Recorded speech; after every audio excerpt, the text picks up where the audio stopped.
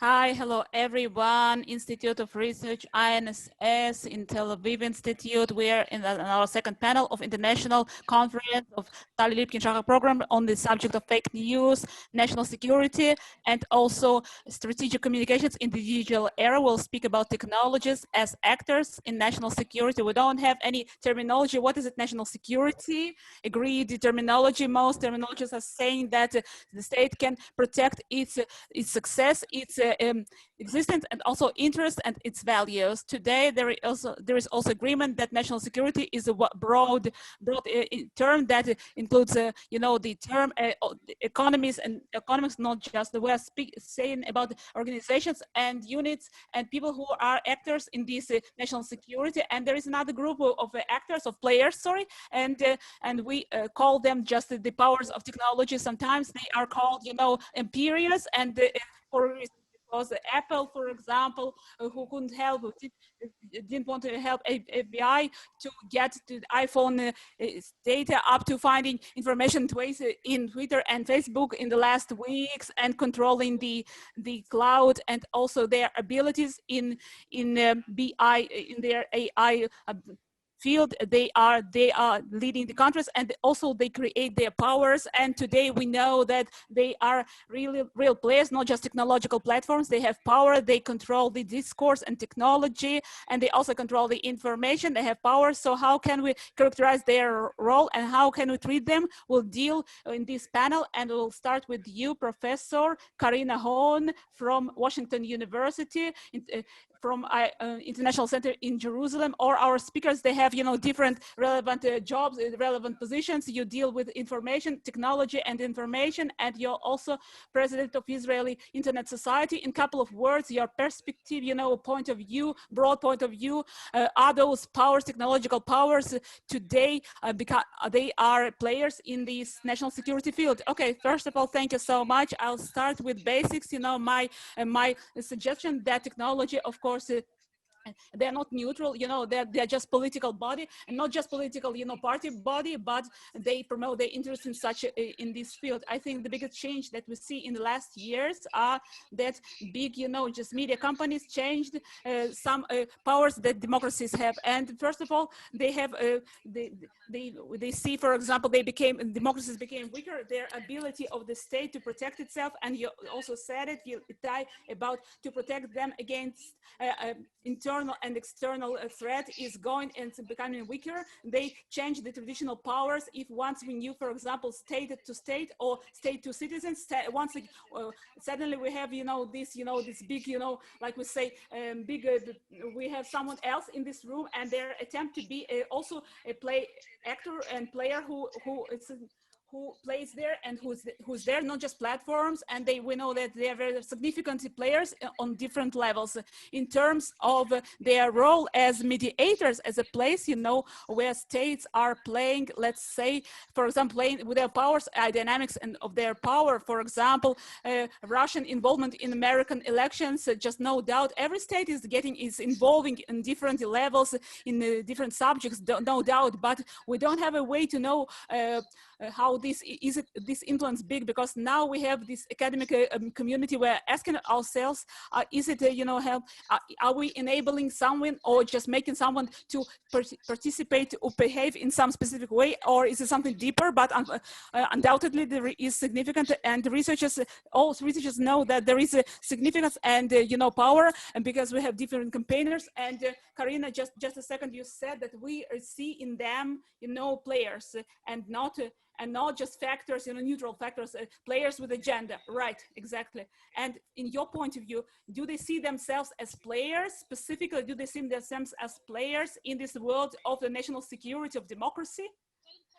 First of all, there became a big change in the way they perceive themselves in 2016. I think it's a crisis point from their point of view, when they started to understand that they are not platform. I think that they saw it before, but they said it, clearly. And till today, we saw that in elections 2020, and also COVID crisis. There were 2 points where platforms changed their whole form of behavior. And for the first time, they said, we're not just dealing with, you know, dealing with those ads with margins, and what are the laws of community, etc. So we are actually intervening, and for example, in Facebook has many moderators, and of course.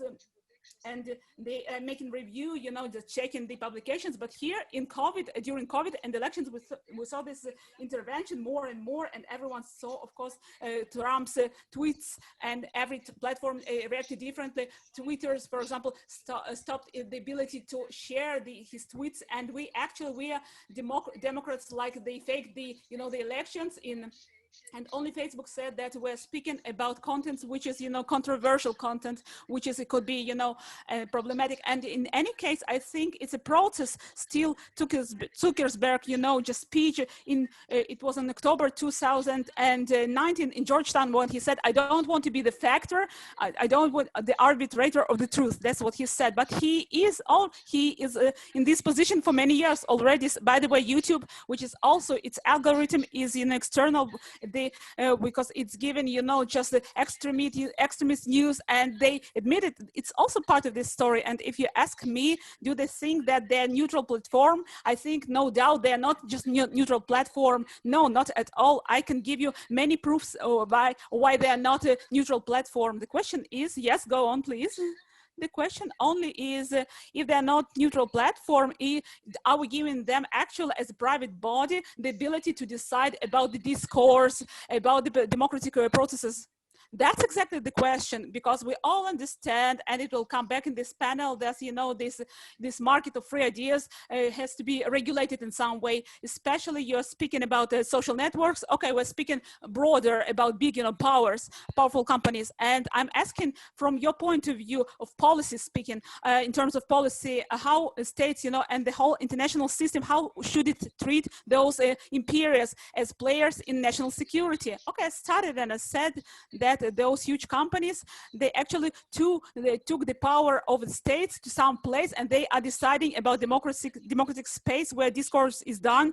And especially now in COVID, when we don't see each other, and they in some place, they actually, our states don't have are powerless in some place. And it's and if we understand that all those liberal theories that we grew up on them, for example, one theory was, if you, for example, if you say truth many times, it will just win the fake news and false. We know it's not true. And why am I saying that? Because politicians, and especially in the states, I'm saying, if there is someone who can consider it, who can make it, you know, just regulated, it's Europe or European Union or other one, because Israel doesn't have, you know, this you know, mechanism of regulation of media. We saw that in many cases, and in the good case, they can ask for changes here and there, but cannot actually, you know, threaten and or make pressure. And here problem is created because actually, let's call it the American constitutor, or from the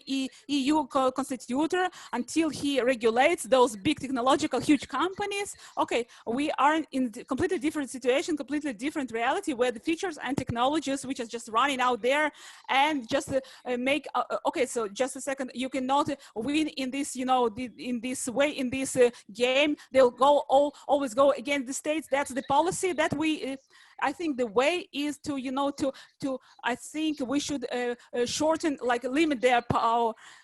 And I hope that, you know, the next speakers will also speak about that ability, you know, to limit this power, because this power comes from different direction of, you know, of this centralism and from economics. It makes them the ability, you know, to pull their power and use their power on different levels against state and citizens. The problem starts when politician wants to be elected, and politicians eventually understand this power. On the one hand, we have like a balance. On the one hand, they want, you know, to regulate with those companies because it cannot go on like that. On the other hand, they don't want to do anything because they don't want to pay the price. They don't want to be the ones that the big companies punish them in any way. If you ask me what can we do, first of all, to limit the you know, to limit those platforms, to be like more, to make them more accountable, more responsible. Today we're in a situation, it's a black box. We don't know many protests that going on. That's the first thing. The second thing, I do think that it's the time to regulate it. I don't believe, okay, we moved, you know, I think the question is asked, this dispute in this branch, which is asked, what are we regulating? Not if we're regulating, not regulating. Okay, I think we are beyond that question. Okay, we have to finish. I'm sorry. So we've got here the argument for. So we have to be very clear and regulated, transparency and clearness. Okay, we'll come back to that. Professor Eviatar Metania is with us. Your biography, okay, was created, just invented for this panel actually, because you have three positions, three very relevant. You have. You're dealing with cyber, and professor of Tel Aviv from Tel Aviv University, leading this responsible for program of security science, security studies, and also you, together with Professor Ben Israel, you were chairman of committee for AI committee in Israel, and of course it's not the whole story, but from all points of view. And how do you see this role of a huge, bigger powers in national security, and how should we treat them on this national level or political level? Okay, thank you. Before I start, I'll say that just I do agree with the previous speaker, Karin. Yes, it was that there is change in their behavior and there is power of regulation. Okay, I don't agree about many other things that she said. I'm not worried about what she said. And I'm not sure that I would like them to to make this work. And I'll explain right away why. So we don't have to agree. We don't have to agree about anything here, about all the things here, right? Yes, about my approach to this whole subject. I'll just split it to two subjects. First of all, the conception, and then a couple of remarks which are relevant also to Israel. First of all, the conception, how do you accept those big companies in national security subject? What they have and what they don't have. That's the question. Okay, what they have approach to many people in the world, and they're huge. They're big companies. They have approached a lot of information, not just people, but information beyond people, and they have also big algorithmic and industrial, engineering abilities, and also they have perceptions about what happens in the world, technology, and they can do better, good things, and they are very also rich companies. What they don't have, and it's important in order to understand it in perception, and then we'll understand how to treat them. They are not pulling power. They're not using power because they are just because if they use power, they have a different kind of court, international court, and those companies, just for example, and they are not states, and so they cannot stand to international court. They didn't create for themselves some kind of sovereignty in technological area. Are they not limiting this, this sovereignty? This sovereignty, this using power, no, less sovereignty, I think. They created, okay, you call it sovereignty, I call it just very significant power in virtual era. I do agree about that. Gmail, is it a sovereignty or not sovereignty? And so that's a question. I don't know if it's a sovereignty, but I think they have lots of power, and I don't want to play with sovereignty, but I don't want to have a fight, to debate on this conceptualization. But in the cyber area, I think you can see that in specific, you see a new level of that you have it's created a new level on the international arena. International arena is speaking about states, political science, the traditional one, yes, also speaking about people, but that's not speaking about companies inside. And there is a new player here, and it's a new framework which was created for it, and companies are brought on some specific level that they have knowledge, control and approach, and we have to start talking to them in those new frameworks, and not leave them this place to talk in the way it's convenient to talk to us, and they can and want to talk to us. Little state, for example, little state as opposed to the states. And okay, I would like to say about how they treat the states, their relations with states. And okay, we have distortions. Sorry, professor. Okay, it was frozen, the picture and the sound. We don't have. Oh, okay, Professor Aviatar, is he here? No, okay. Okay, until he comes back, okay. We'll switch to Noam Katz. Noam is head of diplomacy service in Ministry of Foreign Affairs, and Aviatar will come back to us. And you also come in here with you have two roles, two positions, which are very interesting. You're responsible for digital diplomacy, Israeli diplomacy, and you're also diplomat.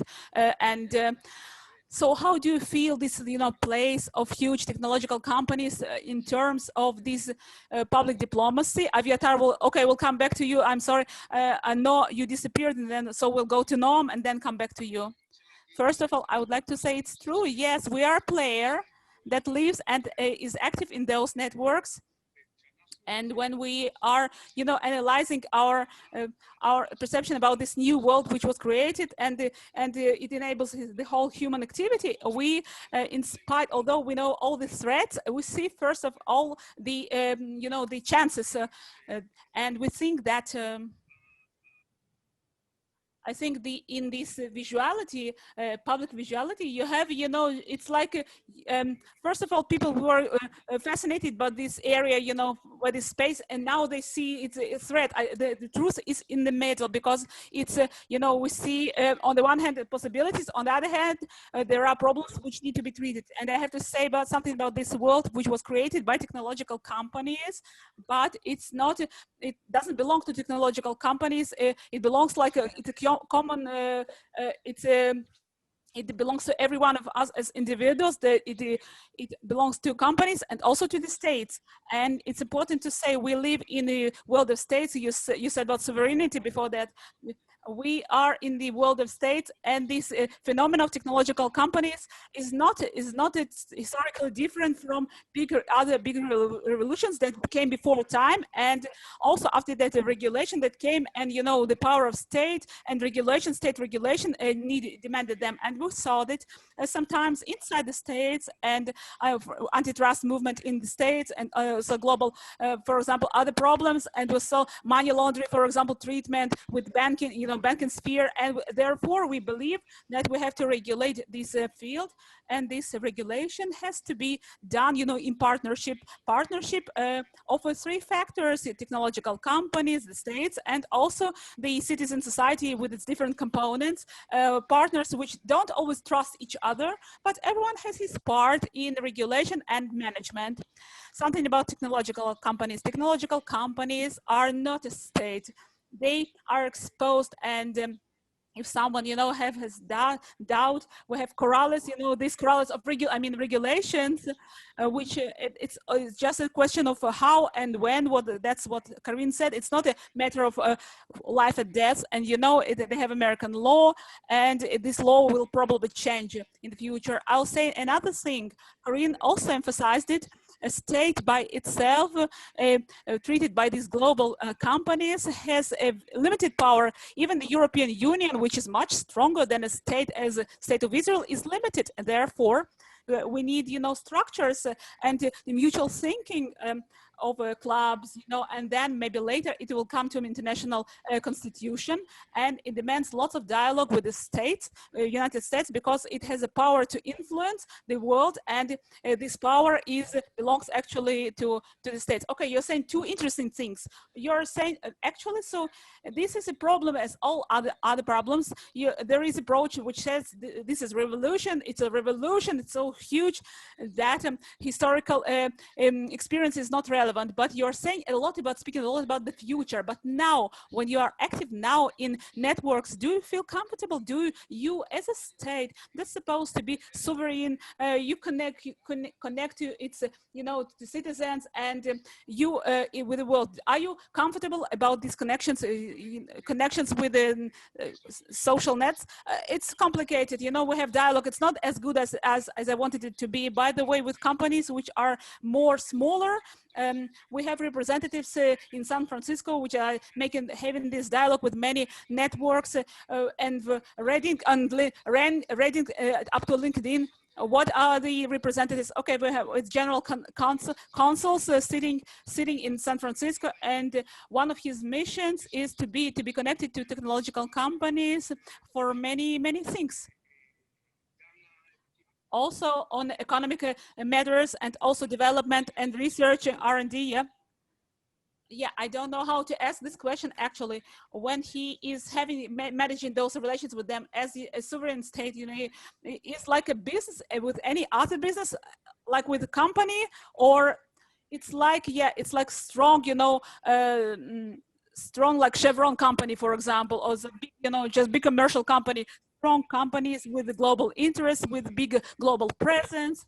Definitely, it's a player. The difference between those companies that and these and other companies is that this world that we call it the social world is world which is controlled by them because they created it.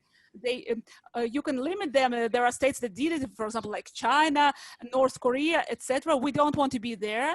I do agree with Aviatar with what he said. He hinted to that, and but it's good, but it has to be managed differently. I think so. So how just to sum up, you know, but still, and now I'm actually you're just you know, I'm moving to your to a role as you're a diplomat, a diplomatic representative of Ministry of External Affairs. How to manage, to manage and to base those relations with them. We're going to like to order those relations, and we'll come back to Aviatar, who started speaking about this kind of power, how states should regulate those international relations with those big companies. Oh, it shouldn't be regulated in terms of international relations.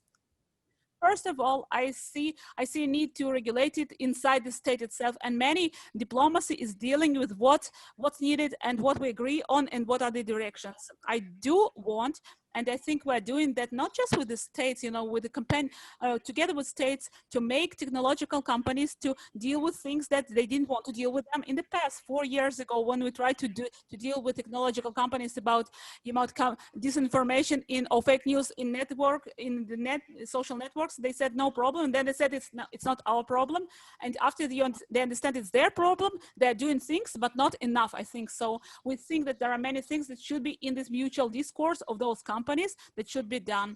Well, there is a discourse, everyday discourse, with the company representatives sitting in, you know, in Israel and abroad. And there is also other kind of discourse, and discourse is based on political international power. That's what I am saying. Okay, thank you so much. Let's come back to Aviatar.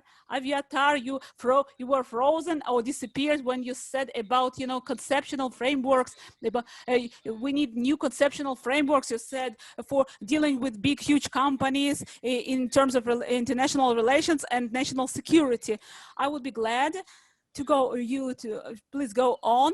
And if you have some like lines for this role of these conceptual frameworks, okay, I'm sorry, I'm probably huge companies thought that I'm going to say bad things about them, so I was disconnected. So I will tell you what are the lines. I'll also try to speak specifically about the small and big states. I started to say that China or the states, they have their power with the companies because they are inside them, and maybe European Union can do things, you know, as opposed to those companies. But I think that also small states can do things, not just big states. So you have to understand that those global companies are players. Like, for example, Israel is a small state, and also in investments, you know, and other things, and platforms and social networks, etc. And beyond the discourse that happens there, Facebook, etc. You know, we're a significant player from many points of view. And the difference between them and, for example, oil companies and global big companies is that they're not just producing products, you know, and they're strong, economically strong with their resources, but they are also holding the citizens and their information and know many things. Once only sovereignty could know the state. And so this conceptual framework, I said, political, we have to understand where they are. And I do agree with this previous speaker that it has to be between states. We have to check those companies between states. But I'll tell you what I think that we can demand from them, actually. And it should be part of things. One, demand responsibility, and not just waiting for to earn, not just a day of earning money, because for example we have shareholders, for example we have and revenues. I think that we have to, for example, people and might have signed global agreements, and so they have to understand they have global responsibility and not just system of revenues, because I think they cannot do whatever they want to do. You have to understand it and explain that. I think that you have to be, they have to be connected to global concepts, values of democracy, global democracies, and that's what we can demand from. There is a difference between what we demand from democratic and non-Western and non-Western companies, and it depends, of course, on agreements and on the relations that we can create with companies which are coming from non-democratic states, and that are different, from those ones who are coming from democratic states like the states.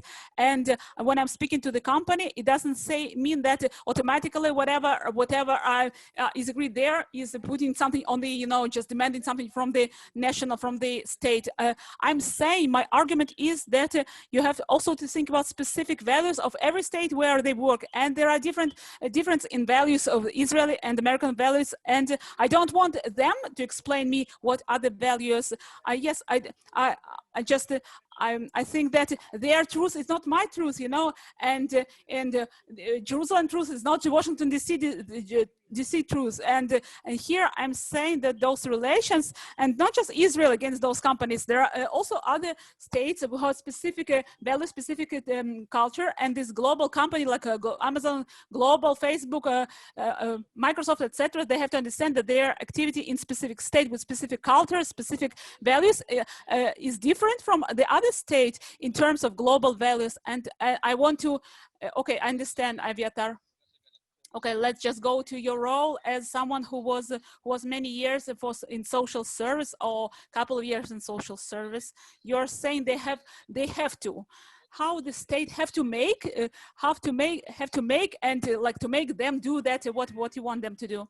I'm a very practical person. I think we should create discourse. Me as the state of Israel, first of all, I would say that one thing about how to work with them, and I think that we Israel, we have to create a Jewish like ambassador to Silicon Valley, and he will look on diplomacy, on the level of diplomacy, and speak about economics, diplomacy, and also the investments and economy, and he will know it. But he should be our ambassador in Silicon Valley, and we should demand from each one of them. They have public representatives. It should be specific office, where he can get, the decision, the information, and not the Ministry of Economics, not the Ministry of Foreign Affairs, and not Ministry of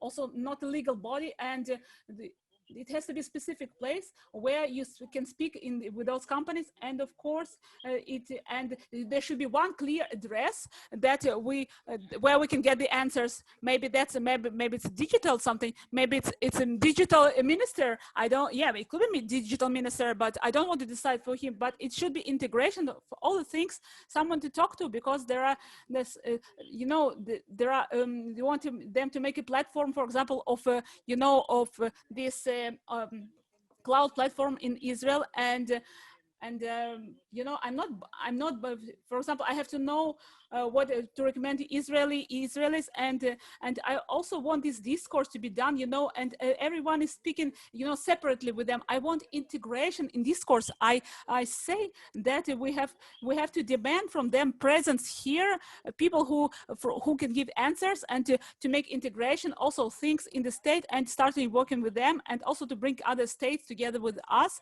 to this discourse with them, states which are close to us, from Cyprus and Greece and European states, and that will be completely different discourse. I'm saying that it's not trivial, it's not simple, but it's not that difficult as you can think, because the moment you start talking to them in very on very general, inclusive level, it will go on. Karin said there was a change. Yeah, I do agree. There is a change. It is starting from 2016, for example, Microsoft Microsoft understood in the last decade that they cannot go only cyber, security in the field that they stay there. They have to upgrade the level. They understand that in order to play with Israel, they have to put platforms in Israel and outside Israel. They do understand things. You have to work with them in a very inclusive manner.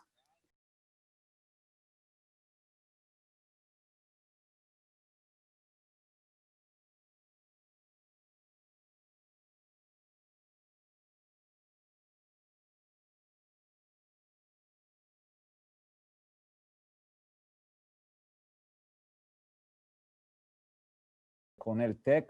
So from your perspective, what can you tell us about the role of these tech giants concerning our civil discourse, democracy, and maybe elections in particular?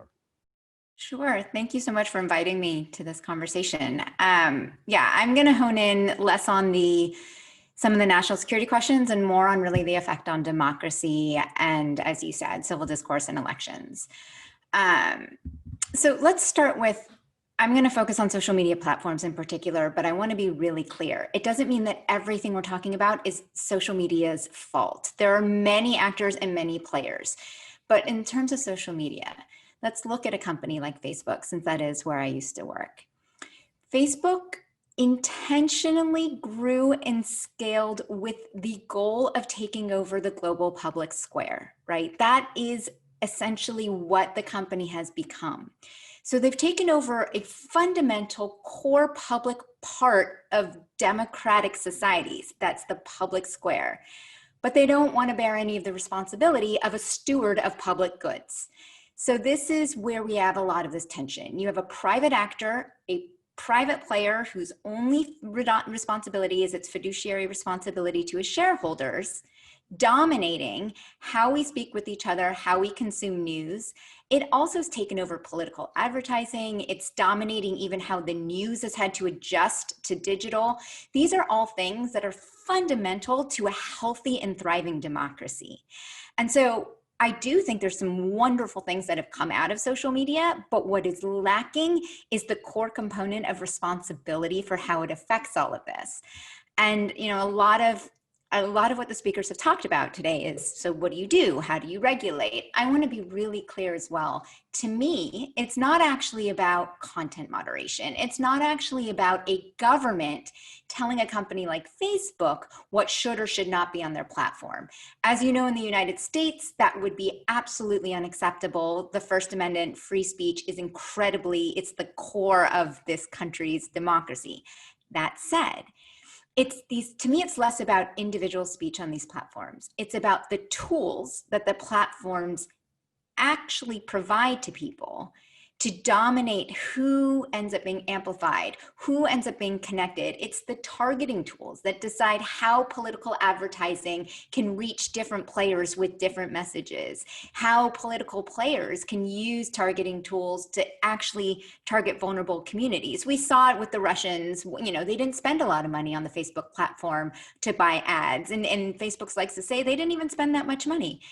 You can spend very little money in purchasing political ads on Facebook, but if you have the correct sophistication in how to target those ads towards particular vulnerable communities, the damage is serious. And since we're talking about national security here, let's go back to Russia again. We're talking about a country that has always had this information warfare, propaganda war with the United States. That's not new. But what is new is a cheap, easy way to completely influence US democracy that does not involve tanks, drones, and actual warfare. It just involves understanding how to use the tools that these platforms are providing you. So this is why it's so important. So, sure. So it's a few things. Now, there's the global side and then there's the US side. Yes, we need to figure out as a global community what we're going to do because this crosses borders. COVID misinformation in the United States is going to affect Israel as well, right? COVID misinformation is going to affect the whole world. That said, these companies are headquartered in the United States. And I do believe the United States government has fallen way behind on what to do about this. Now, without getting way too into the details, there are several different things that we need to do. No one piece of regulation is going to fix everything to make it a healthier public square. I focus on, now, obviously there's antitrust and whether or not these companies have too much power. That's one bucket. There's data privacy laws, which hopefully with this new administration might start to come into a little bit more play at the federal level. And then I want to talk about the side of responsibility, which is the Section 230 debate. What I believe is that if your company is providing tools for you to be able to target vulnerable communities, if your company, such as a Facebook, is using algorithms to determine what I see, what is boosted, what is amplified, who is connected, then that's what needs to be regulated. It's a transparency around how your recommendation engines work. It's the fact that these companies can no longer claim that they should be able to get complete immunity under the current legal framework and not bear any responsibility for this. So I believe there should be some sort of an oversight function. I don't want to destroy the company. I want an oversight function into how the algorithms and recommendation engines are working so that when something does happen, we can trace it back, find out who is responsible for it, and if need be, hold the platform responsible for providing a dangerous tool that created a certain outcome.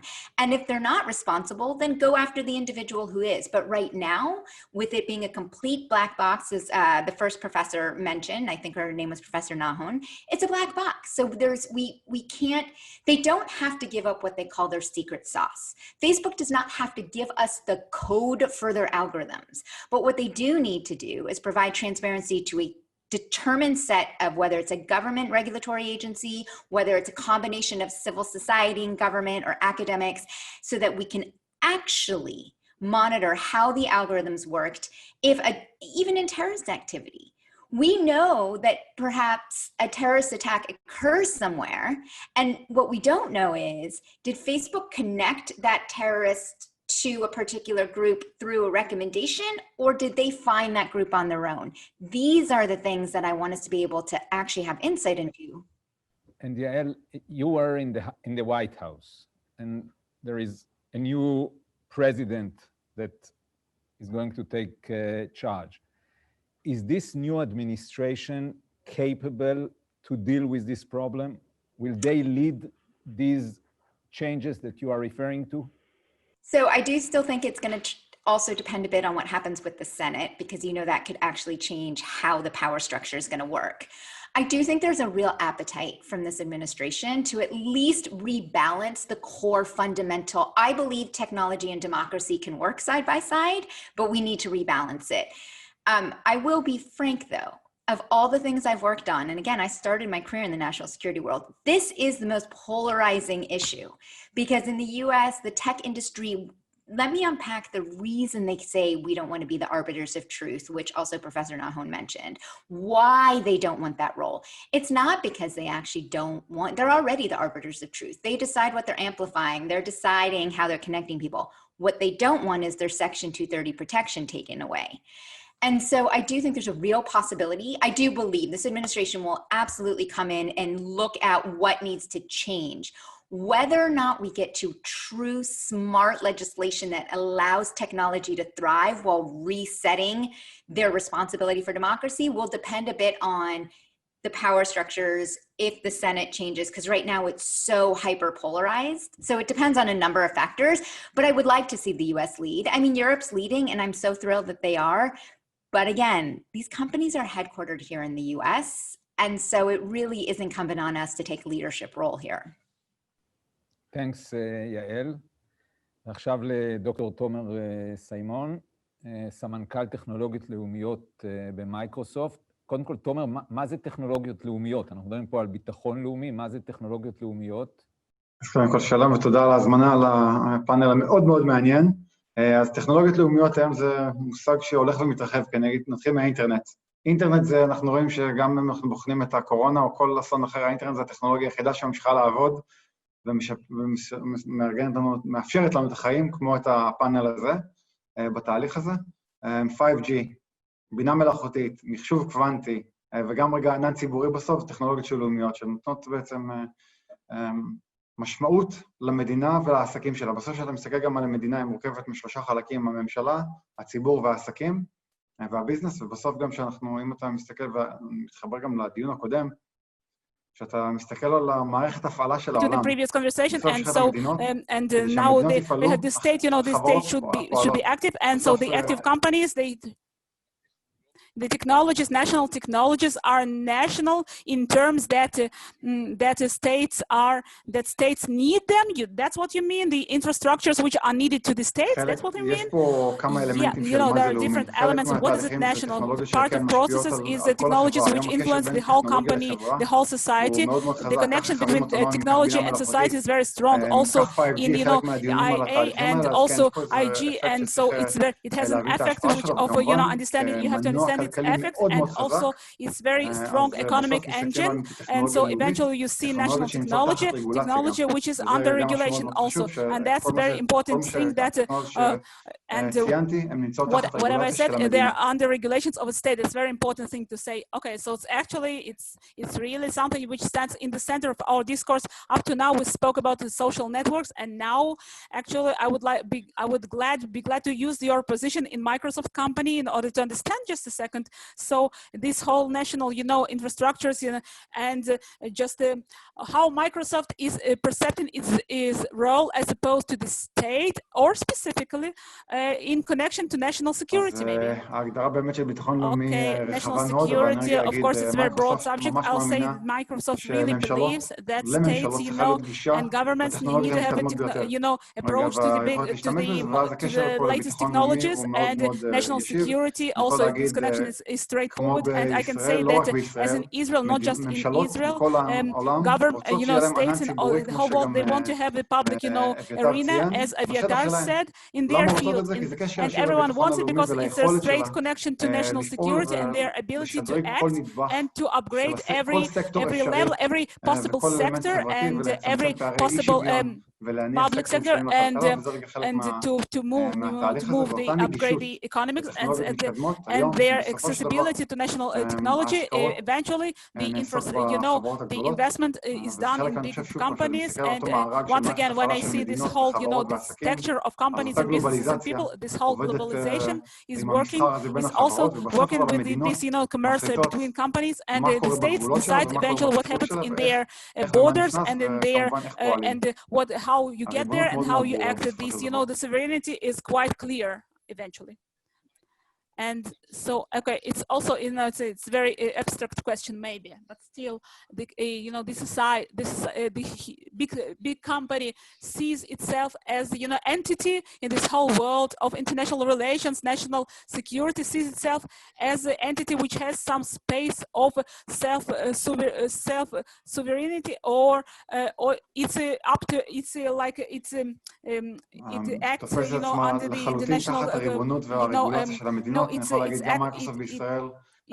actually sees itself as acting under the sovereignty of states. I think that there are 356 R&D centers that are active in Israel, and eventually they are active only under restrictions and laws of State of Israel, and that's what happens in the whole world. Although it's a multinational company, but eventually every capital, every a territory, they're acting according to states' laws, and that's the only way you can act. I think Tony Blair also 3 months ago said something interesting in one of his podcasts. He said, no matter how big the company is, I'm the one who's making, the sovereignty in the state, and people, they are deciding.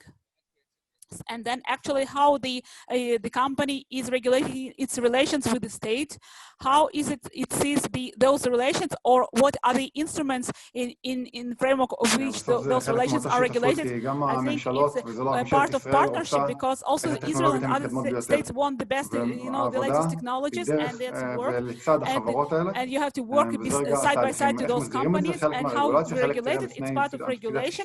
I think it was 1 week ago, Ministry of Transportation Transportation סקירה של published רגולציית the רכבים אוטונומיים review בחמש of מדינות בעולם, ושוב regulations פעם להביא את autonomous הידע הזה cars, and בתהליך. אנחנו you לפני should bring this, שלב information של and knowledge to כניסה Israel, לרכבים and אוטונומיים. we אנחנו צריכים are להסדיר את getting, המסגרת to this stage, הרגולטורית and we have של איך יעבדו פה to רכבים decide about אוטונומיים. אז regulatory הולכים ללמוד framework, מהעולם, how הולכים it's ללמוד how דרך אגב עם autonomous cars החברות are going to, הרב-לאומיות, to drive here, להביא את and הידע הזה, so להביא we have כבר to bring this את knowledge הניסיון, and to וזה חלק evaluate the מהעבודה שהיא experience, and ממש that will be part of שותפות work, which is like a בתהליך הזה, real גם בהבנה partnership מה in קורה this בעולם process, ומה הכי and נכון understanding what happens ואיך in the להביא את world, זה and לישראל. the way how to bring it to Israel. Thank you so much, Tomer.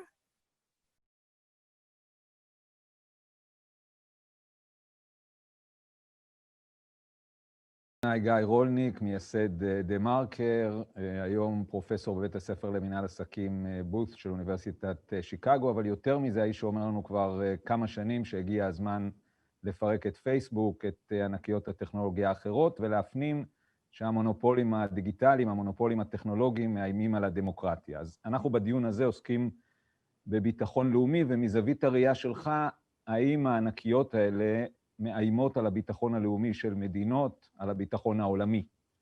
כן, אני חושב שבמילה מאיימות יש משהו עתידי, אני חושב שאנחנו רואים את זה כבר היום. אני מיד ארצה לדבר על מה שקורה בארצות הברית בשבועות האחרונים, שזה פשוט קורה לנגד עינינו, אבל מומחה לביטחון אני לא את הרשתות האלה ואת עולם התקשורת והאינפורמציה, שווקי האינפורמציה אני קצת מכיר, אז אני רוצה אולי... I would like maybe to give some context to this or your conversation today.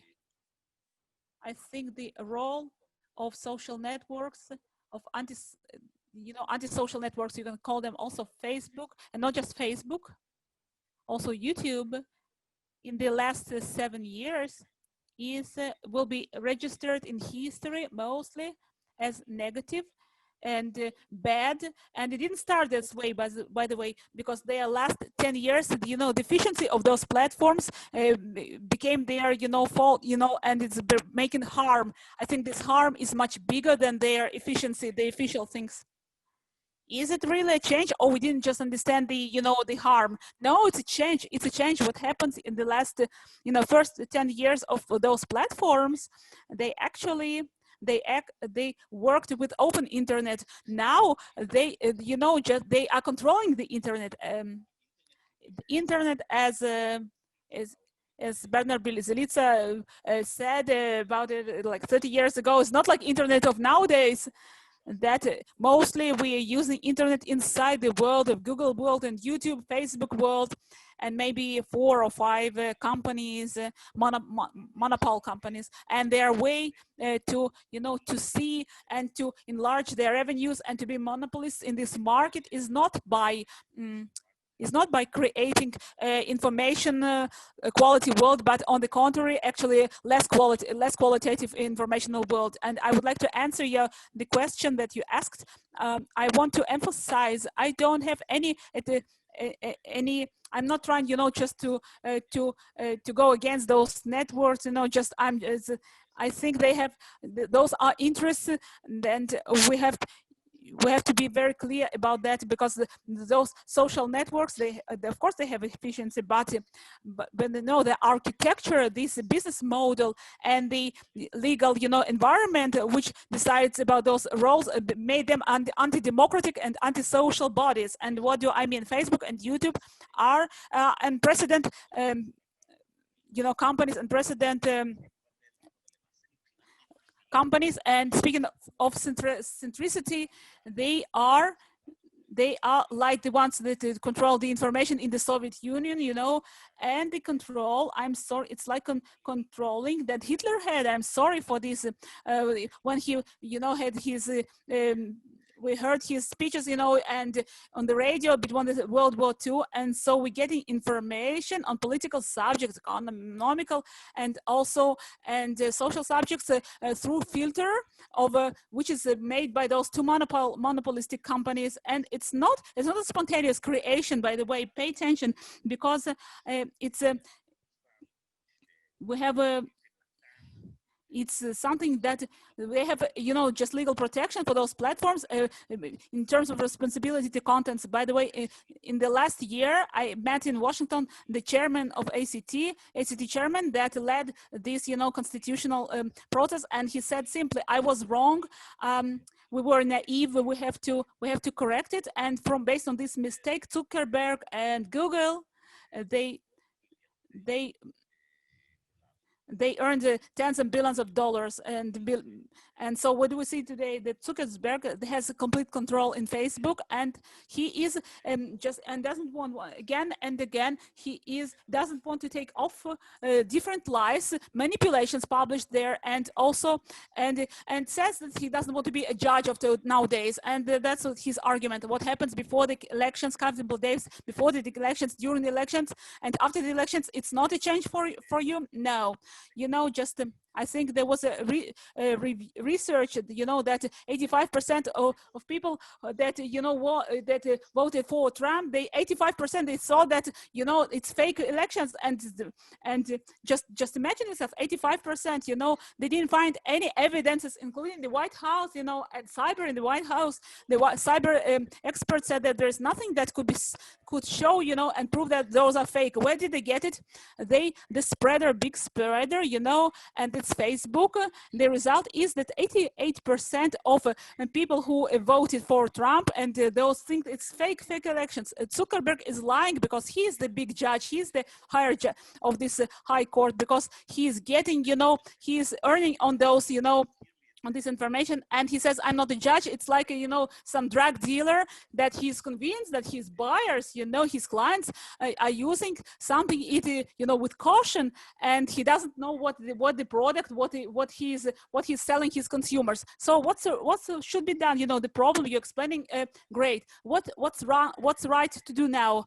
I'm not quite sure that maybe I'm explaining great, but you know, now we see that the huge percentage of population, including politicians and policymakers, academic representatives, and are not accepting what we're saying now, because the biggest block is not barrier, is not technical things that we're talking about, is to convince the public that eventually, and that mostly there are parts of, you know, some traditional, for example, voters, the right-wing supporters, for example, that they're saying that's our instrument against the, you know, just left-wing journalists. We cannot solve it and go on if we don't understand that if there is no such a consensus among, you know, policymakers and specific parts of public, of the society about the subject. So all the time we compare it to, you know, to this, you know, running after sensations, like some of our viewers know on The Marker. For years we write about corruptions, and so we have to understand that this, you know, this we're running not after the rating. We don't. It's a big run. You know, what the commercial TV is doing. We know that those social networks are much efficient and much more. They have the ability. Therefore, they are so. And so it enables us the environment of, you know, this growth of fake information, which is harmful, especially harmful, and it's poison. It's like a poison, and we see this lack of a truth. You know, its position. Bigger and bigger parts of society don't agree about basic facts about the difference between truth or false. We're speaking about, you know, scientists and, for example, and information which is reliable, and it's ideal background for those demagogues and politicians who are harmful and very dangerous. And you see lots of those people in Facebook. Okay, coming back to your question, when you got how we got that and what should we do with that. So specialists, you know, I participated in Chicago University. There was a meeting of specialists, you know, in the last 2-3 years. There is a policy, you know, there's a policy document that we created, what should be done. One of the central things, you know, and one of the sections which are what speaking about it's given, you know, just you know, we're giving power to those companies, and we should prefer, you know, qualitative contents, because because billions of dollars they earn, they earn those companies. They are giving and by giving them incentives, because Twitter and Facebook have to make a moderation to check the information that they publish. So but I think if they checked it, their report and their revenues will be different. You want to choose this line of protection? Okay, good. First of all, open your algorithms to everyone. We should know what we are exposed to and when we are exposed to. Yeah, but also but you mean you need mechanisms of transmission, or just traditional mechanisms? The answer is more like like the second part of what you are saying. Whoever wants to get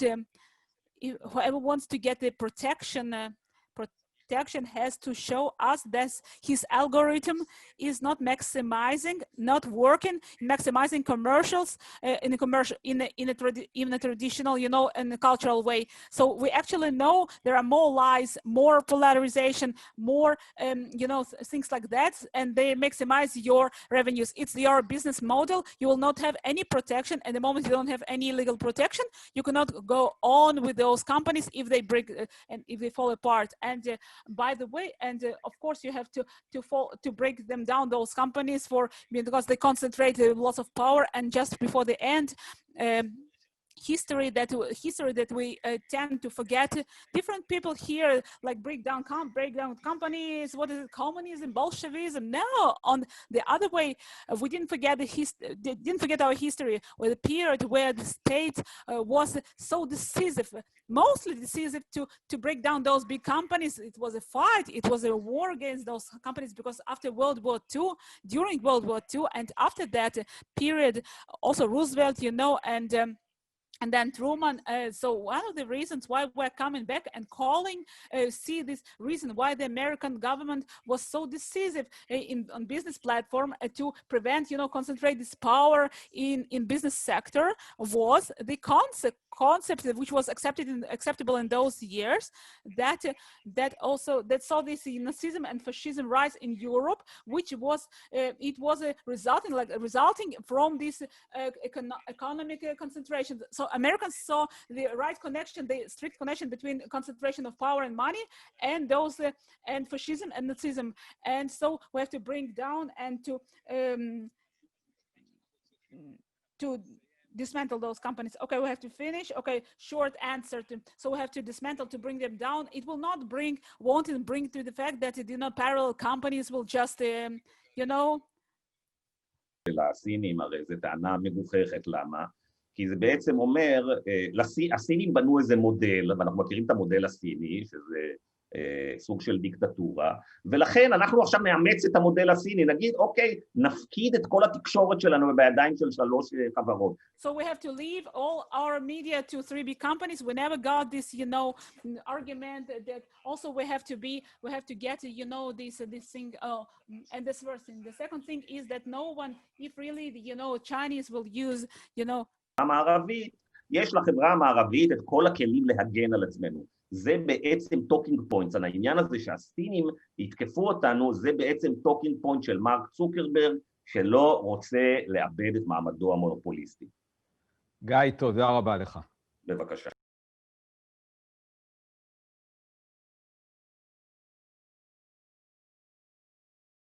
And Arroyo Center and senior political scientist at Rand Corporation, but more important for us, Jennifer is leading the Rand Truth Decay program dealing with the diminishing role of facts and analysis in American public discourse. So, Jennifer, I think that we all agree, maybe not all of us, but many of the panelists, that some kind of intervention is needed. So in terms of solutions, what do you offer? Regulation, governance, what type of intervention is needed and what type of intervention is relevant? Yeah, so I try to stay away from talking about regulation, because I think when people hear regulation, they run to one of 2 camps. One is that we want no regulation, and the other is that the no regulation camp. The fear there is that we will end up with a ministry of truth. The government will be making the decisions.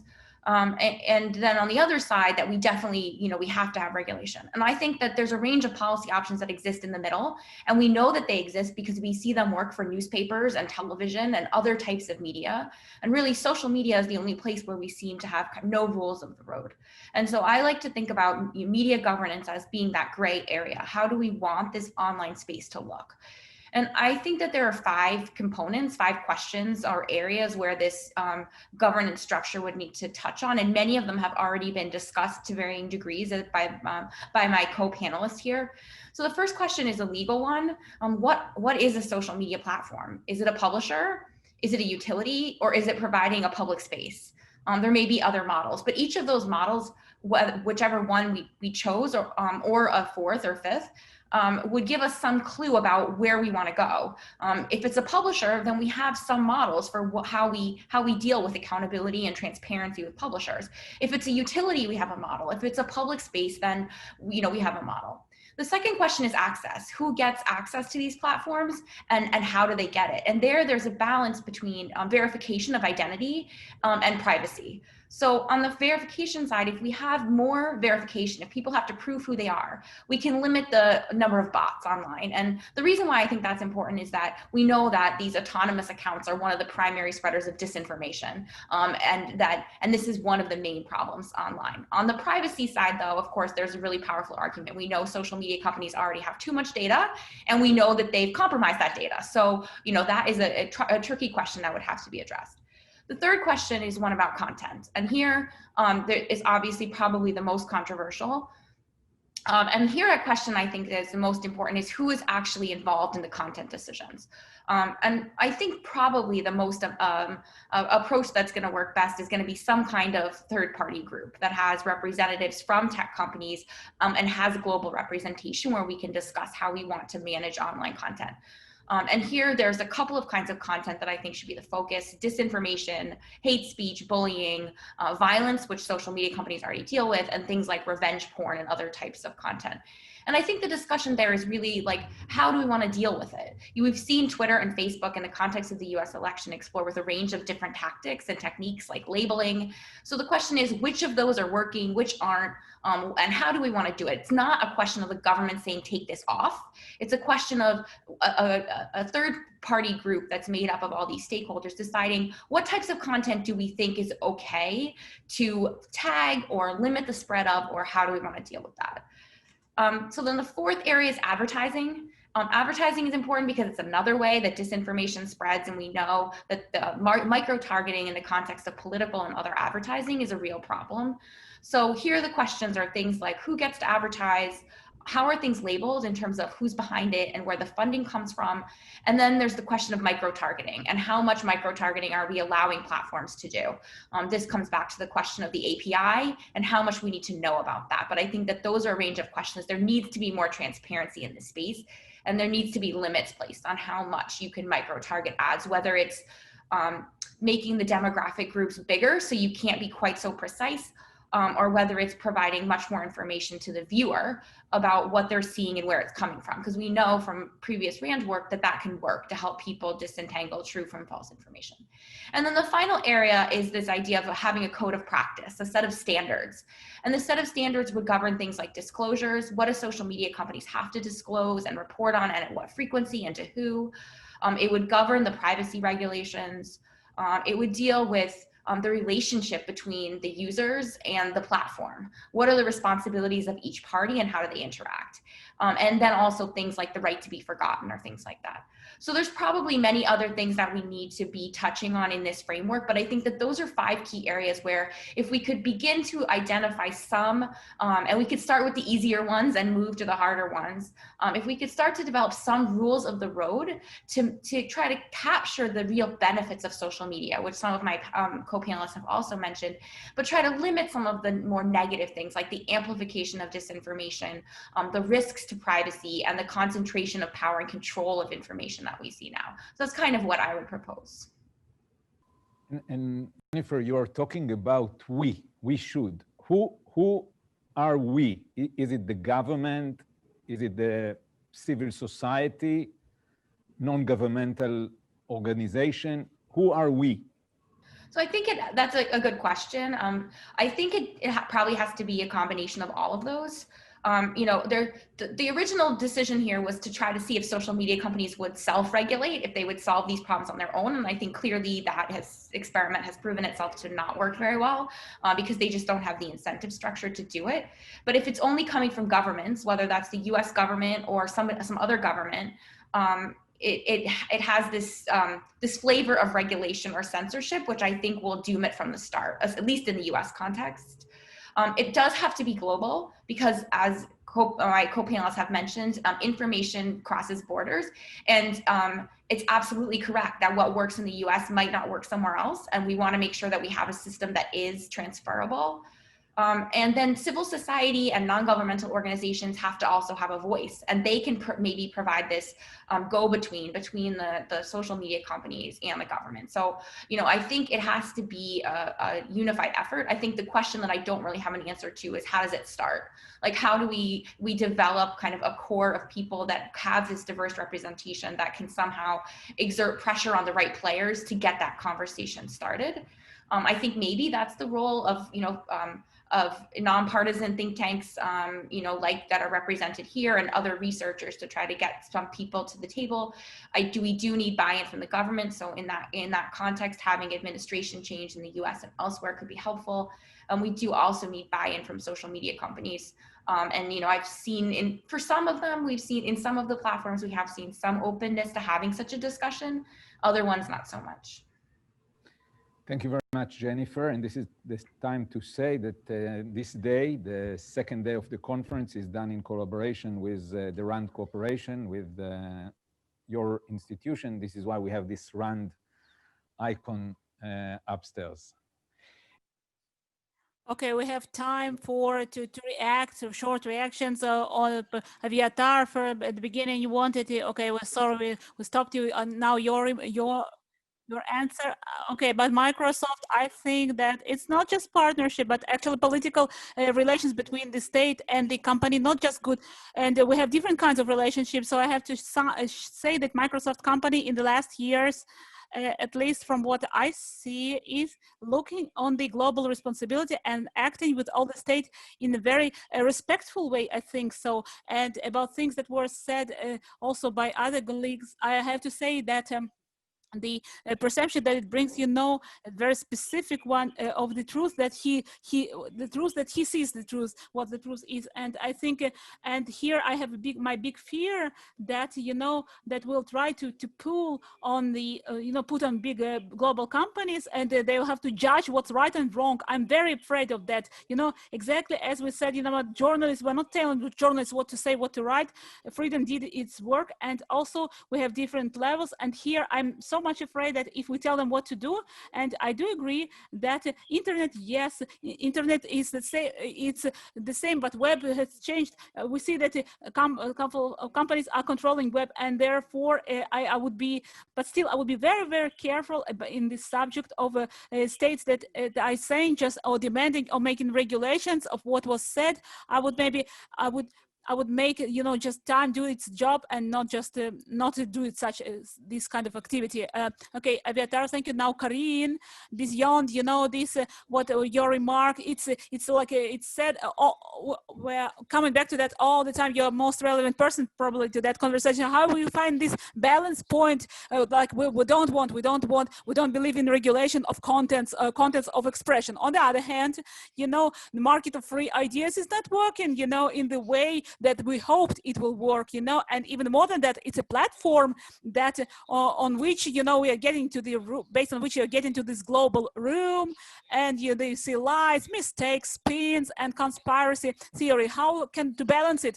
I would like just to say a couple of things first, and understand that those platforms, as opposed to what Aviatar said, I don't agree. They do pull power, maybe not a state, you know, not political, but they're pulling power every second. They deciding about, you know, the agenda about about the power, and they have basics of power, and they use it. On the one hand, we're saying we want them to act, against anti-Semitism and in cases of terror. On the other hand, we're saying in some cases don't act, please. So whenever we put them, in this difficult situation, like regulated by yourself, don't regulate here, don't regulate there. It's what Aviatar said, and Noam also.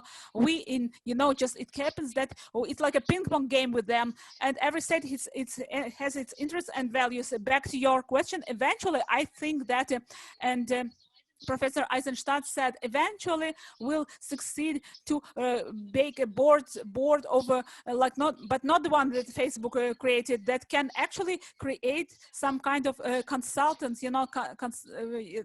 the consultancy, I don't know, that will build, make laws or at least agreements in some specific frameworks. It will be good. I would be also careful about, just regulating the contents. You can just leave to Facebook, YouTube, and just regulate it by themselves only, because it's not working at all. So in this, area, that's the place for negotiations. As Noam said, it has to be in cooperation. It cannot be state against state. We cannot stand against those huge technological companies when we are divided by our cultures and values.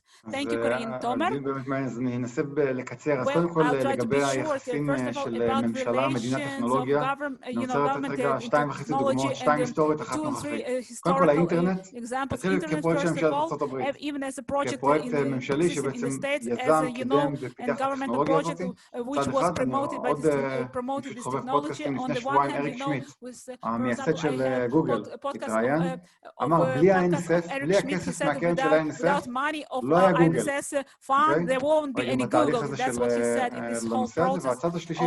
And the third part is now, third example is 1 month ago, the Ministry of Energy of the States has a quantum internet. He's thinking about quantum internet. Again, that's the state which pulls, and promotes this technology, this symbiosis, which is very close. And my last remark about elections, and also we saw what happened in the States, so Microsoft today, and as Aviatar said also, biggest platform of information, and also we see this Defending Democracy program, working with governments and in European Union, in the States, giving instruments how to protect this chain of supply of democracy, because it's one of the weakest places of democracy, and to make these elections to be make them protected, and for example, because it includes 200 political institutions, and also last week there was a Russian and the Korean attempt to steal the vaccines, and so how to give protection, on the level, just empire against empire, attacks, and therefore there is a process here which is very connected to history and up to this day. And the Defending Democracy idea, this idea is built like ready for every state by separately, or it's a global, just global approach. What is democracy? No, it's an approach, and European Union, the states have different democracies, but they have technologies and instruments, methods, and also and instructions. They have a very big plan in order to help the states and democratic states to deal on the appropriate level with the with the situation. Okay, thank you, Yael. Where is Yael? Sorry, I just realized I was muted. Wow, so much has been said, but to go back a little bit to, I want to echo a lot of what our colleague from RAND, our co-panelist from RAND mentioned.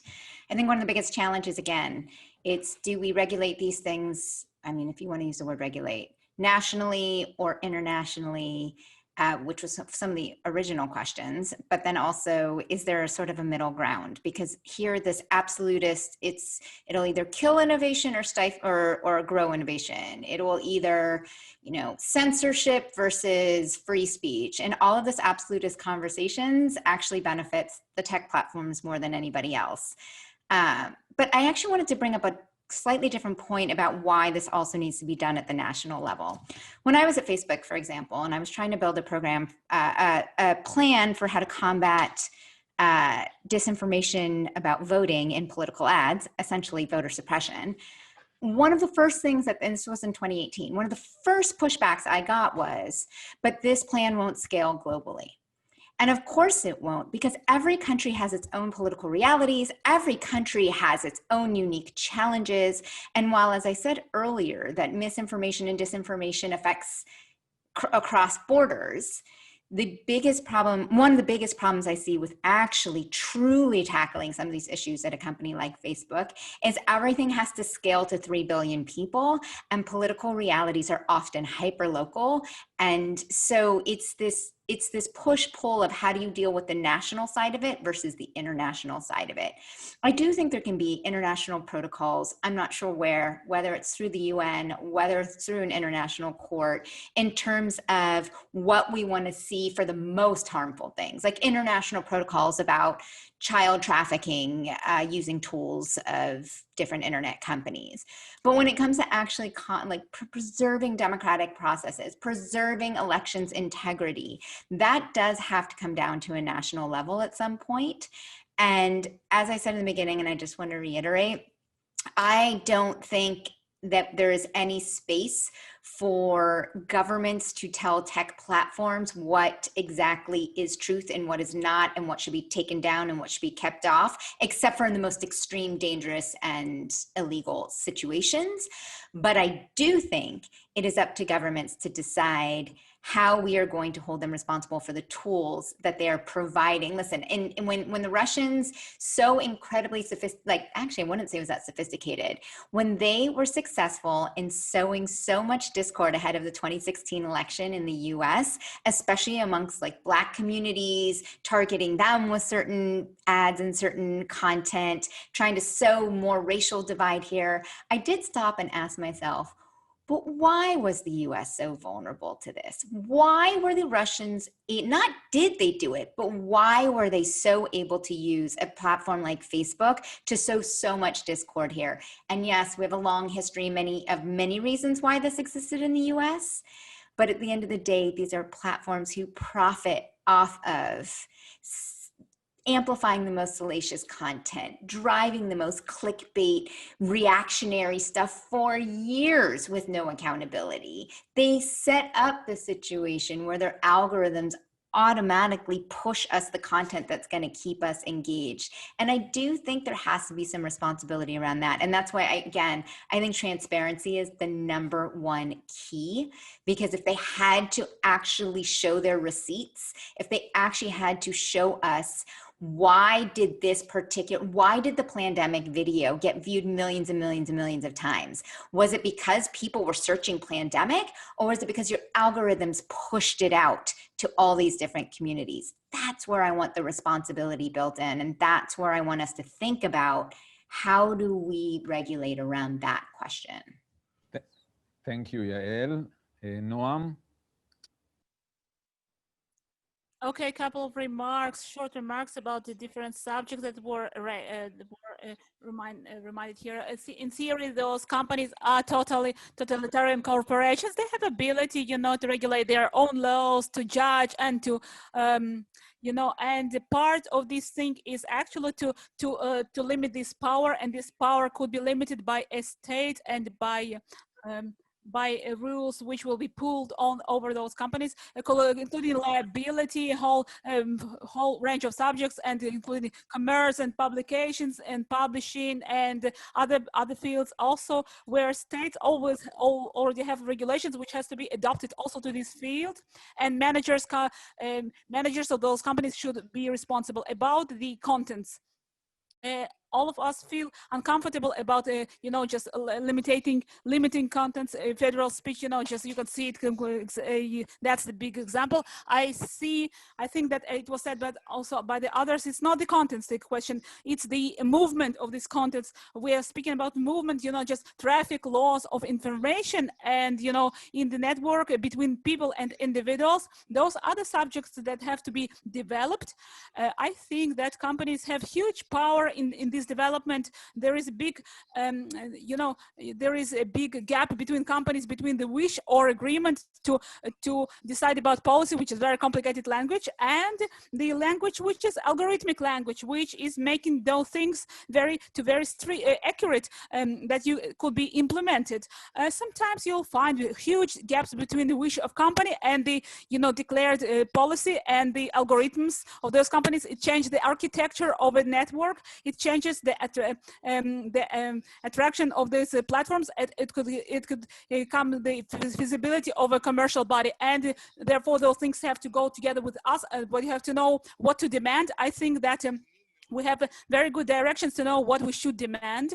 The last point, or last 2 points actually, before one before last, I think the state has to develop its algorithm, which is, just looking and not controlling, but looking over this power, also in very transparent way. And the last thing, that what Aviatar said at the beginning, there is a round table. The state of Israel is not using its this whole complex of interest in the best way, and it has to be done. Thank you, Noam, and all our participants. I think that we saw here some kind of just embarrassment on the one hand, where we see that there are new players here also in the world of national security. On the other hand, we don't know so much how to treat them, and this whole thing is happening in the area where Western democratic democracies are seeing it's a free market of ideas, and this uncomfortable feeling to get there. We probably need General Amos Yadlin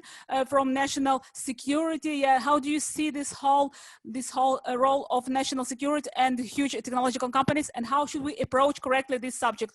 First of all, Itai, I think that you've put challenges to us, challenges to think, which are very significant challenges, updated challenges, and I'm very glad that the program that you're leading in the name of Amnon Lipkin-Shahak, the late Amnon Lipkin-Shahak, is dealing with such an important subject. Undoubtedly, this is another level of national security and another dimension of national security. And I also remember the conversation that I had with the late president of the state, Shimon Peres, that I was head of special services. I met him, and he has a very strong thesis that states their time has passed. They're strong coalitions. There's very difficult coalitions to decide. They don't have a budget, and bureaucracy is just putting them, just stopping them. And who leads the world are the big companies: Apple, Google, Microsoft, Facebook wasn't so strong at that period.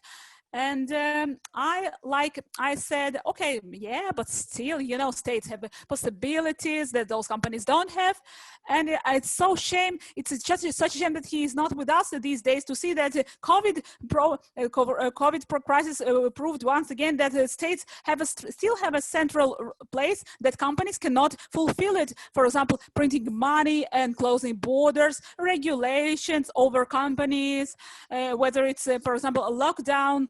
And I think that actually we are speaking now about new balance point in view of new technologies, in view of giant technologies with big companies. But I think that we shouldn't go too far, and we have actually to create for ourselves a new framework of thinking for this, that will balance, make this check and balance, that will move from here and there and check between, this balance between companies, the government, and the public. I think that what happens actually to us in democracies, at least for so many years, the real biggest problem is the problem of truth. I mean, until we, just invent this technology, which says this is truth and this is fake, or not, this is manipulation, this is not. It didn't start with Facebook.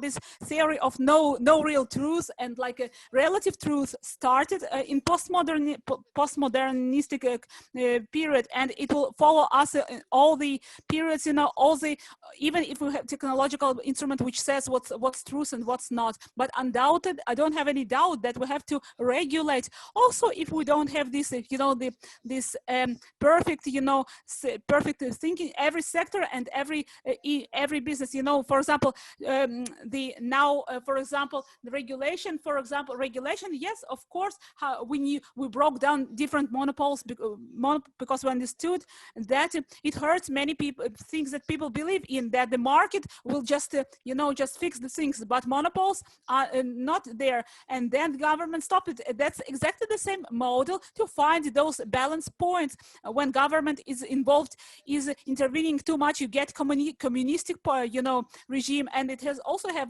its own problems. So you have a balance, a new regulation. You have to develop ethical code. That's because some people think only about money and revenues. We knew how to do it in different places, and democracy, in my point of view, is one of the things that demands another discussion. We see,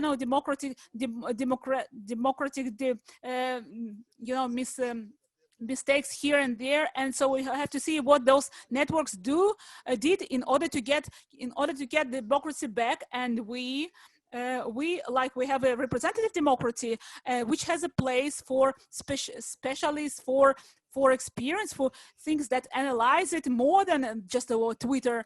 And this thing, how democracy adapts itself to this problem. Also, we have to speak also on that subject.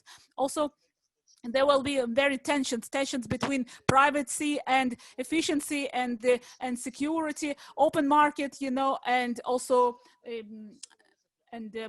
but that's the challenge. You shouldn't go to extremity, and you have to re-regulate whatever should be regulated. And that one of the speakers said that national security in some specific way is in some point global security, because those networks are global, because of what you tweet in Russia, or it appears also in the States.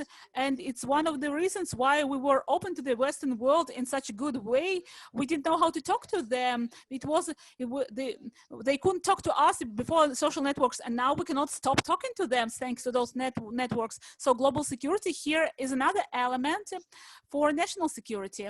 So thank you so much for all the participants. Thank you, Itai, that is leading so successfully this panel. And believe me, it will deal with it for a long time.